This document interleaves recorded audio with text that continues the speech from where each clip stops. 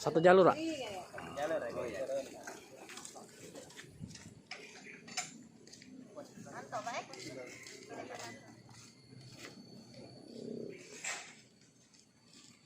Kita khusus membantu sembako untuk 80 abang becak di kota Morenim. Kemarin kita sudah sempat data dan berikan kupon kepada mereka sehingga penyaluran ini bisa berjalan dengan tertib, tidak berebutan, dan juga tetap mengedepankan protokoler physical distancing supaya kita menyalurkan ini tidak banyak berkumpul orang-orang dan rapat. Jadi kita manfaatkan melalui kupon yang dijadwalkan berbeda-beda waktu datangnya. Kita jadwalkan berbeda. Berapa jam 10 ini selesai dari jam 8 jam bedanya. Dan ternyata sudah banyak yang pagi. Jadi bantuan itu dalam bentuk apa? Bantuan ini dalam bentuk beras 5 kg, sembako senilai 100.000.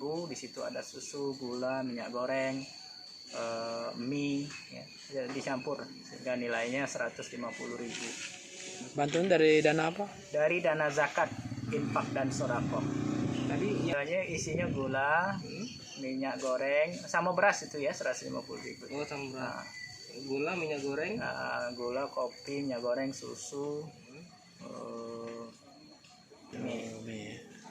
Totalnya 150.000 per orang. Kita tidak berikan dalam bentuk duit, nilainya tidak seberapa, tapi kalau sembako insya Allah bermanfaat, langsung dipakai. Tempat di sini?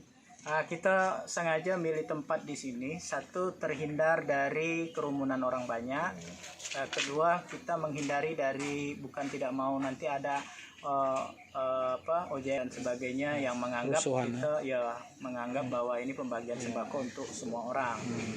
Jadi kita laksanakan di sini dan ini dianggap tempat yang agak sedikit strategis dibanding mereka bakunya ke Basnas, karena Basnas tempatnya jauh di Islamic Center. Kita data, dalam proses data. Oh, belum. Yang ini baru yang pertama ya? Ini yang kedua. Yang setelah duafa sudah. Sudah lalui amil-amil masjid. Jadi seluruhnya berapa kita bantu? Total? Seluruhnya 1024 orang. Yang terdiri dari? Yang terdiri dari duafa, kemudian beca, guru-guru ngaji dan mu'alaf. Kita milih empat profesi ini kenapa? Pertama memang mereka sebagai mustahik berhak menerima zakat. Yang kedua, dampak COVID ini sangat berpengaruh khususnya guru-guru ngaji. Guru-guru ngaji yang mereka sekarang libur dan sumber dari dananya hanya mengajar ngaji. Jadi insya Allah kita akan mendata baru sebatas kecamatan kota Morenim karena kemampuan kita belum sampai menjangkau kabupaten. Jadi harapan tukang becak tadi kan respon keinginan mereka kalau dana zakat ini sampai menjelang itu nanti akan kita tindak lanjuti dan akan kita bantu lagi karena kita sudah punya data. Jadi tinggal menghubungi ke mereka buat kupon yang baru. Kalau dana zakat, infak, sedekahnya, dan kalau dianggap oleh para muzaki ini tepat sasaran, insya Allah ini kita akan lanjutkan.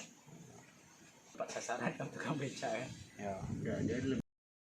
Manto, umur 45 tahun, warga Indonesia, kan maksudnya Morenim. Morenim ya. Oh, udah lama becak? Udah lama, mulai dari tahun 86. 86 sampai sekarang. Iya.